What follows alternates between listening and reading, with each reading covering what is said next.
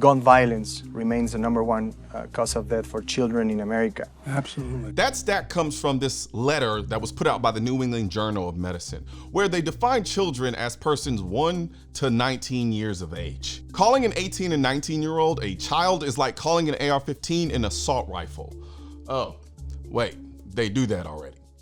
They aren't children, they're legal adults, and 13 to 17-year-olds are teenagers. These distinctions matter if you really want to get to the root of the issue. Yet, they use the word children to shock the masses into thinking little kids are being sniped across the country at random. According to the Pew Research, older children and teens are much more likely than younger kids to be killed in gun-related incidents. Those ages 12 to 17 accounted for 86% of all gun deaths among children and teens in 2021. The vast majority of gun violence takes place in large inner cities run by Democrats by way of teens engaged in drug and gang violence using illegal guns. Like, we all know this.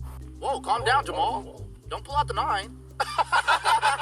It's not even a race issue. Black teens in the suburbs aren't gangbanging and shooting at each other. It's a f***ed up social environment issue that fuels this type of violence in these very specific areas. So suggesting more gun laws is going to stop teens who are already breaking the current gun laws is just disingenuous and asinine. Latinos have made it a top priority across the country, especially in places like El Paso and Uvalde. In Texas, your administration called on Congress to pass common sense gun laws, but that's unlikely to happen in the next few months. He mentions El Paso like it's rife with gun violence, but El Paso is consistently ranked one of the safest cities in the country. Now also keep in mind that El Paso is in Texas, and Texas has more guns than any other state with over 1 million guns and just over 29 million residents. So bringing up El Paso in a gun control conversation is just goofy behavior.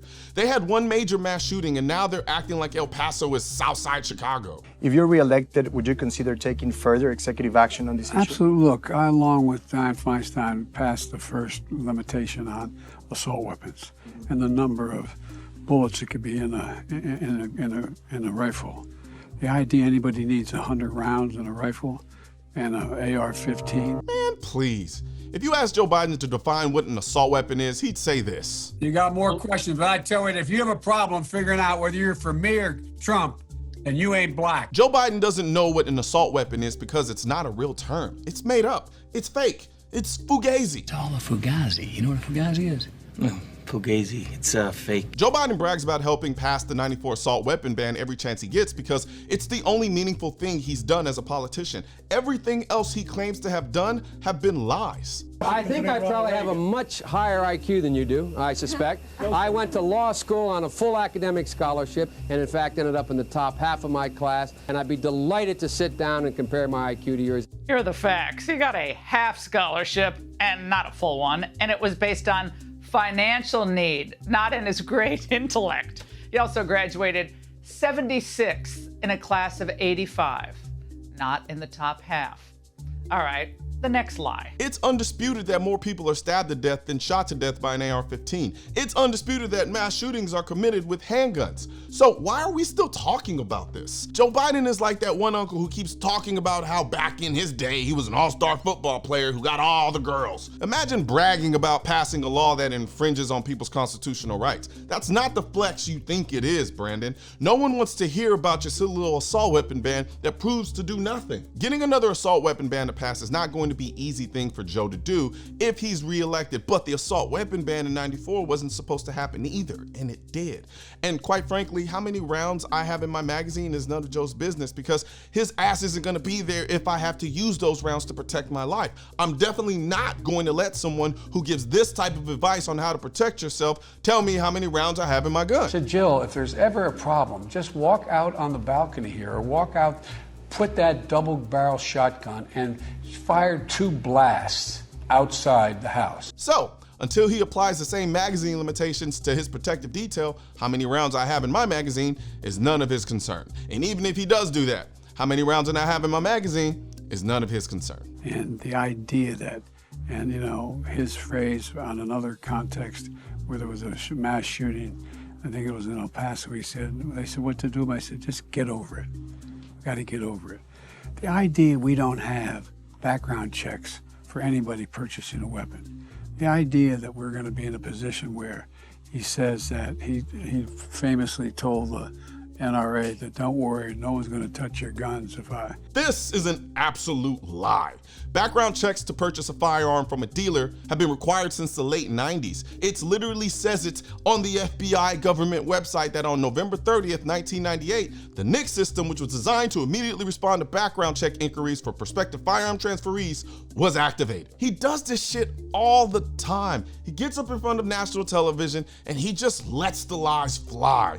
And now there are a mass of people who literally think we don't have background checks to buy guns in this country. And they're looking at you like you're the idiot when you tell them we do have background checks. But because Let's Go fucking Brandon over here said we don't, their Dunning-Kruger effect kicks into Super Saiyan mode, and now they think that they know more than you about a topic you've been talking about for over 15 years.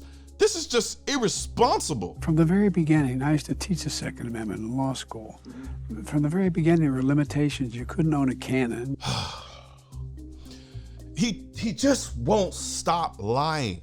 The crazy thing is he's actually been fact-checked on this, and he still keeps saying it over. You couldn't buy a cannon and when this amendment was passed. And over. But from the very beginning, the Second Amendment didn't say you can own any gun you want, as big as you want. You couldn't buy a cannon. And over again. You absolutely could own a cannon when the Second Amendment was written. What about owning your own cannon? There was no law banning cannon ownership at the time that the Bill of Rights was passed. We know from historical documents that privateers set sail in the 1800s with their own private cannons, with no documented legal problem. The people being able to own things like a cannon was the whole reason why they were writing the Second Amendment in the first place. So he's not only wrong, his argument is fucking stupid. Besides, the thing you're trying to ban isn't even the modern equivalent of a cannon in the first place. So even if you were right, your analogy isn't even applicable to what you were talking about. So you're still wrong. You could own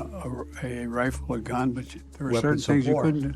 But they weren't weapons of war. First of all, I just want everyone to take note that he just admitted that rifles and guns are not weapons of war. I'm sure I'm not the only one who caught that. I just wanted to let that be known. This is what I mean when I say all of these terms are made up and have no meaning. They don't even know what the terms mean. They just regurgitate them like mindless NPCs. Even the reporter, who is nothing more than a human teleprompter at this point, is nodding his head like a little goofy. Yeah, weapons of war. Not realizing that Let's Go Brandon just contradicted everything he just said before about so-called assault weapons. We literally are living in a modern day idiocracy. Gentlemen, the President of America! Joe Biden has made it pretty clear that a vote for him is a vote against the Second Amendment. He doesn't even have a good command over the issue. He just wants to ban them. That's it. If Joe Biden wins this coming election, the first 2 years will be light on gun control because he doesn't have much power in Congress. However, after the midterm elections, things will get super dicey if the Democrats are able to gain a strong foothold of Congress, and considering how many people are moving from blue states to historically red states and slowly turning those states blue, and the amount of money that the anti-gun lobby spends on state and local elections, there will be 2 years of hell to pay as far as the Second Amendment is concerned. So choose wisely. Now, before you go, I want you to do 2 things. 1, make sure you click the link in the description section to sign up for my email list so that you can be up to date with all of my giveaways, my discount codes, and information that I pass along via my email newsletter. 2nd, hit the subscribe button, hit the bell symbol, and then tap all like and share and comment in this video. And if you want to know more about where to get this hat and the shirt that I'm wearing, I'll also put a link in the description to that as well.